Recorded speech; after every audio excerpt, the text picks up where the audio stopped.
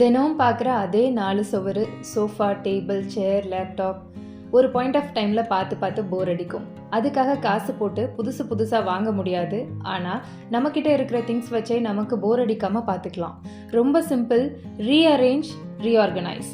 போர் அடிக்கும் போது மட்டும் இல்லை, நம்ம ஸ்ட்ரெஸ்ஃபுல்லாக இருக்கும்போதும் உங்கள் வீட்டில் நீங்கள் அதிகமாக டைம் ஸ்பெண்ட் பண்ணுற பிளேஸில் இருக்கிற ஃபர்னிச்சர்ஸை ரீஅரேஞ்ச் பண்ணுங்கள்.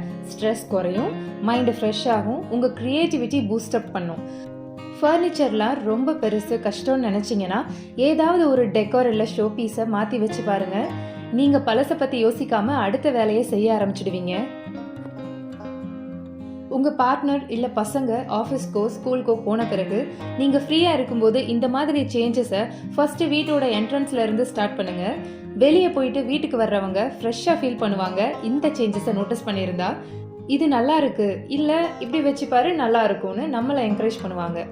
நிச்சயம் டீமோட்டிவேட் பண்ண மாட்டாங்க. ஏன்னா அவங்களுக்கும் டெய்லி ஒரே பொருளை ஒரே பிளேஸில் பார்த்து போர் அடிச்சிருக்கும். அடுத்து கொஞ்சம் கொஞ்சமாக நீங்களே வீட்டுக்குள்ளே சேஞ்சஸ் பண்ண ஆரம்பிச்சிடுவீங்க. புதுசாக என்ன பண்ணலாம், எது ஃபங்க்ஷனலாக இருக்கும், நமக்கு வசதியாக இருக்கும்னு உங்கள் மூளையை யோசிக்க ஆரம்பிக்கும். அவ்வளோதான், ஸ்ட்ரெஸ் அண்ட் போரிங் டாஸ்க்கு பாய் சொல்லிடலாம். இங்கே 2 இம்பார்ட்டன்ட் நோட்டு. நம்பர் 1, சேஞ்ச் பண்ணுறோன்னு நம்ம ஃபேமிலி மெம்பர்ஸ் டெய்லி யூஸ் பண்ணுற bags, ID cards, diary, pens, jacket இந்த மாதிரி ஐட்டம்ஸை பிளேஸ் மாற்றி வச்சுட்டாதீங்க. நம்பர் 2, இந்த மெத்தட் 100% ஒர்க் ஆகுமான்னு கேட்டால் அது உங்கள் கையில் தான் இருக்குது. எனக்கு நல்லாவே ஒர்க் ஆகுது. என் வீட்டில் ஒரு ஃபர்னிச்சர் போன வருஷம் ஒரு கார்னரில் இருந்திருக்கும், இந்த வருஷம் அது வேறு ஒரு கார்னரில் இருக்கும். அப்படி ஒரு சேஞ்ச் தான் லாஸ்ட் சண்டே பண்ணியிருக்கேன். கிச்சனில் இருந்த டைனிங் டேபிள் ஹாலுக்கும், ஹாலில் இருந்த சோஃபா கிச்சனுக்கும் மாற்றி போட்டிருக்கேன். என் பசங்க சேரில் ஏறி கை கேட்டுற எல்லாத்தையும் இழுத்து உடைக்கிறாங்கன்னு சேர்ஸ் எல்லாம் மறைச்சி வச்சுட்டேன். ஸோ கிச்சனில் ஈஸியாக உட்காந்து எந்திரிக்க சோஃபா. டைனிங் டேபிள் நீட்டாக செட் பண்ண பிறகு வந்த ஃபீல் செம்மையாக இருந்துச்சு. இந்த டேபிள் கிச்சனில் இருக்கும்போது ரீசெண்டாக வாங்கின பசங்களோட மெடிசின்ஸ், நான் டெய்லி யூஸ் பண்ணுற ஐட்டம்ஸ், ரேராக யூஸ் பண்ணுற ஐட்டம்ஸ் எல்லாம் குப்பை மாதிரி சேர்ந்து போய் இருந்தது. அதை ரீஆர்கனைஸ் பண்ணிட்டேன். அடுத்தது குயிக்காக 5 ஸ்டெப்ஸில் அதை எப்படி பண்ணேன்னு சொல்கிறேன். ஃபர்ஸ்ட் ஸ்டெப், குப்பை மாதிரி கிடந்த எல்லாத்தையும் கீழே தரையில் எடுத்து வச்சு நாமளும் கம்ஃபர்டபுளாக உட்காந்துக்கலாம் பக்கத்தில். செகண்ட் ஸ்டெப், குரூப்ஸாக கேட்டகரைஸ் பண்ணலாம். டெய்லி யூஸ் பண்ணுற ஐட்டம்ஸ் ஒரு குரூப், ரேராக யூஸ் பண்ணுற டேப்லெட்ஸ், க்ரீம்ஸ், மெஷரிங் கப் ஒரு குரூப், தேவையே இல்லாத ஐட்டம்ஸ் அதாவது யூஸ்டு கப்ஸ், எக்ஸ்பைரி டேட் முடிஞ்சு போன டேப்லெட்ஸ், சிரப் இதெல்லாம் ஒரு குரூப் டஸ்ட்பினில் போட.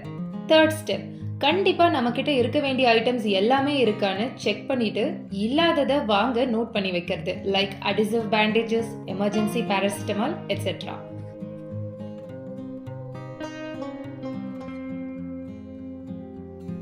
ஃபோர்த் ஸ்டெப், நம்மக்கிட்ட இருக்கிற ஒரு ஆர்கனைசர் யூஸ் பண்ணி நமக்கு தேவைப்படுற ஐட்டம்ஸை அடுக்கி வைக்கிறது. இங்கே ரொம்பவே இம்பார்ட்டண்ட், நாம் ஸ்டோர் பண்ண போகிற ஐட்டம்ஸ்க்கு தகுந்த மாதிரி ஆர்கனைசர்ஸ் சூஸ் பண்ணுறது. Size and type. ரொம்ப பெருசாக இருந்தால் இடத்த அடைக்கும், சின்னதாக இருந்தால் மோர் தென் 1 ஆர்கனைசர் தேவைப்படும். இந்த கேசஸ் அவ்வளோ எஃபெக்டிவாக இருக்காது. Next type. நம்ம டெய்லி யூஸ் பண்ணுற ஐட்டம்ஸ் ஓப்பன் பேஸ்கெட்ஸில் ஆர்கனைஸ் பண்ணலாம். ரேராக யூஸ் பண்ணுறத லிட் இருக்கிற பேஸ்கெட் இல்லைன்னா ஜிப் இருக்கிற பேக்ஸ், பவுச்சஸில் ஸ்டோர் பண்ணலாம்.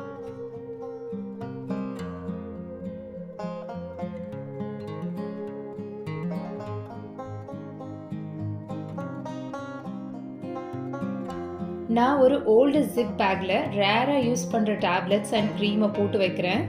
டெய்லி யூஸ் பண்ணுற ஐட்டம்ஸ் இந்த மாதிரி ஒரு ஓப்பன் பேஸ்கெட்டில் வைக்கிறேன்.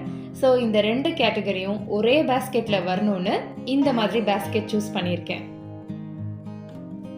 உங்கள் பசங்களுக்காக வாங்குகிற சிரப் பாட்டில்ஸ் லைக் ஃபீவருக்கு, காஃபு, அலர்ஜி சிரப்ஸ் ஓப்பன் பண்ணி யூஸ் பண்ணது போக மிச்சம் இருந்தால் லிட்டு டைட்டாக க்ளோஸ் பண்ணிவிட்டு ஃப்ரிட்ஜில் 6 months வரைக்கும் ஸ்டோர் பண்ணி யூஸ் பண்ணலாம்.